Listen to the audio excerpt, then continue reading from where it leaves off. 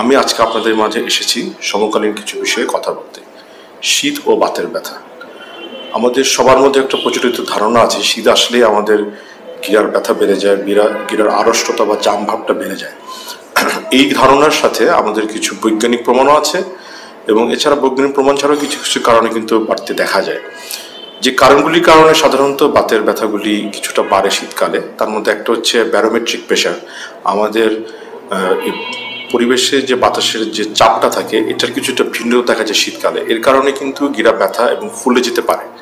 এছাড়া আমাদের যে রক্ত চলাচল করে আমাদের বিভিন্ন অঙ্গ প্রত্যঙ্গে, শীতকালে বা রক্তনালী কিছুটা শীতের কারণে সংকুচিত হয় এবং রক্তনালী কিছু কমার জন্য ব্যথা বাড়তে পারে। এছাড়া শীতকালে আমরা সবাই জানি যে রৌদ্রটা কিছুটা কম মাত্রায় থাকে, তো সেই ক্ষেত্রে ভিটামিন ডি লেভেলও কিছুটা কম থাকে এবং ব্যথাগুলি বাড়ে।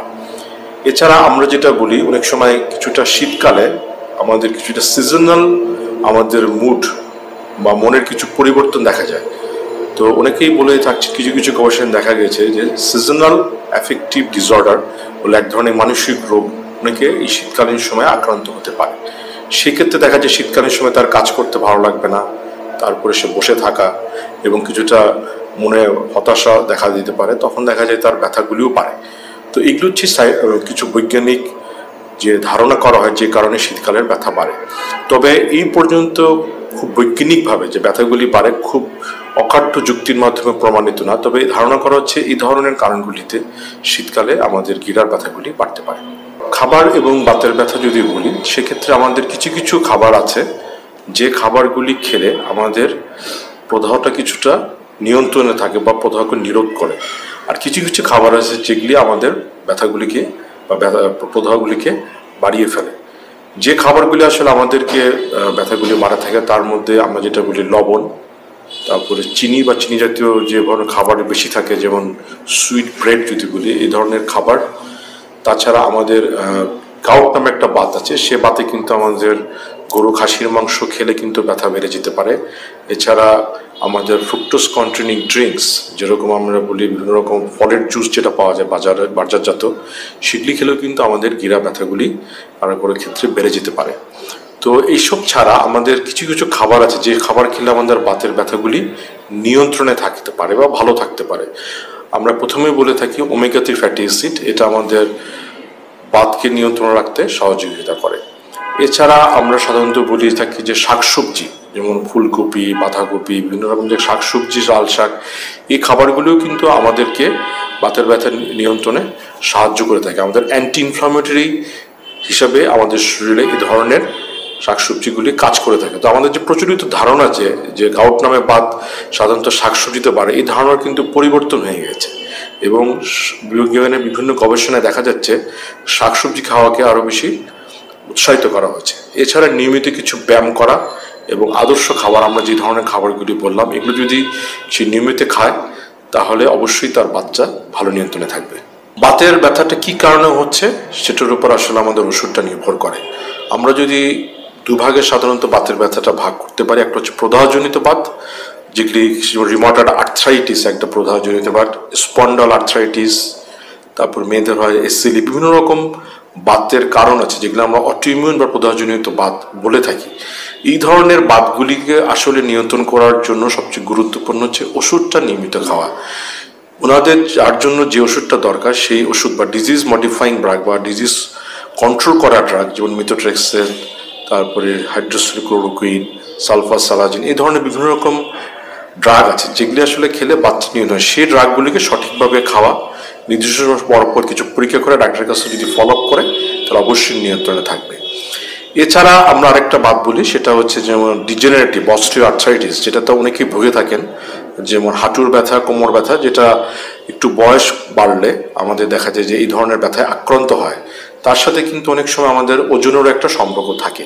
অতএব এই ধরনের বাত বা ডিজেনারেটিভ অস্টিও আর্থ্রাইটিস থাকলে সেক্ষেত্রে কিন্তু একটা আদর্শ ওজন মেনে চলাটা খুবই গুরুত্বপূর্ণ। তাহলে ওই ওষুধগুলি খাওয়া, তার সাথে কিন্তু একটা ওজন নিয়ন্ত্রণকারী ওষুধ খাওয়া বা আমাদের যে অভ্যাসগুলি মানলে ওজনটা কম থাকে, রেগুলার কিছু ব্যায়াম করা, আমাদের ভাত রুটি বা যে পরিমাণটা কার্বোহাইড্রেটের পরিমাণটা নিয়মিত পরিমিত খাওয়া, চর্বিজাত খাবারগুলিকে অ্যাভয়েড করা, রেগুলার শাকসবজি খাওয়া, ফল খাওয়া, এই ধরনের খাবারগুলি খাওয়া, প্লাস ওনার জন্য যে বাতের জন্য যে ওষুধটা দরকার সে যদি নিয়মিত খায় তাহলে তার এই বাত ভালো নিয়ন্ত্রণ থাকবে।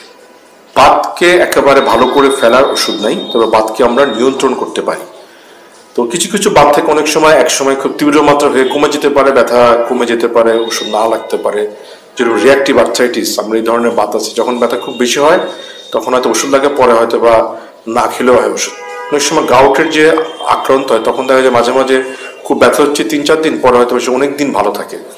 তো এইসব প্রতি ক্ষেত্রে আসলে কখন আমরা আবার রোগ নিয়ন্ত্রণকারী ওষুধ দিব এটা নির্ভর করে যে তার ব্যথাটা কত ঘন ঘন হচ্ছে, কিভাবে হচ্ছে, সেইভাবে আমরা তখন ওষুধটাকে নির্ধারণ করি। তবে প্রদাহজনিত বাতগুলিকে বেশিরভাগ ক্ষেত্রে একেবারে নিরাময় করে ফেলার ওষুধ নাই, এগুলি আসলে আমাদের লক্ষণ অনুযায়ী এই ওষুধ রোগগুলিকে নিয়ন্ত্রণ করার জন্য দীর্ঘমেয়াদী ওষুধ খেতে হয়। বিভিন্ন গবেষণায় দেখা গিয়েছে যে হ্যাঁ, ওবেসিটি, আমাদের যখন মাত্রাতিরিক্ত ওজন বেড়ে যায় তখন কিছু কিছু আমাদের বাতের, যেরকম আমরা যেটা বলেছি ইতিমধ্যেই, ডিজেনারেটিভ অস্টিওআর্থ্রাইটিস বা লো ব্যাক পেনে যে অস্টিওআর্থ্রাইটিস পেইনগুলি হয়, তার ব্যথাগুলি কিন্তু ওজনের সাথে সম্পৃক্ত।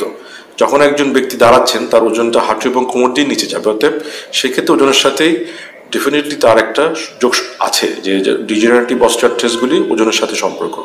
এছাড়া যে অটোইমিউন ডিজিজ যেগুলি বললাম বা প্রদাহজনিত বাত, কিছু কিছু গবেষণায় দেখা গিয়েছে যে অতিরিক্ত ওজন একটা রিস্ক ফ্যাক্টর হিসেবে কাজ করে এই ধরনের বাতগুলিকে হওয়ার ক্ষেত্রে। অতএব আমাদের জন্য আমরা যে কোনো বাতই বলি না কেন, আমাদের একটা আদর্শ ওজন আমাদের উচ্চতা অনুযায়ী মেনে চলা উচিত এবং আমাদের আদর্শ খাবার খেয়ে এটাকে ধরে রাখা উচিত।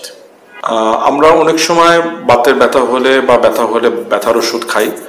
ব্যথার ওষুধটা খাওয়ার কিছু নিয়ম আছে। এটা আসলে যখনই কোনো ব্যথা হবে বয়স ভেদে তার সমস্যা কোনো রকম আছে কিনা, তার কিডনি লিভার ফাংশনটা দেখে নিতে হয়। যদি এগুলি সব ঠিক থাকে তাহলে সে ব্যথার ওষুধটা নিতে পারবে, তবে এটা নির্দিষ্ট নিয়মতান্ত্রিক উপায় খেতে হবে।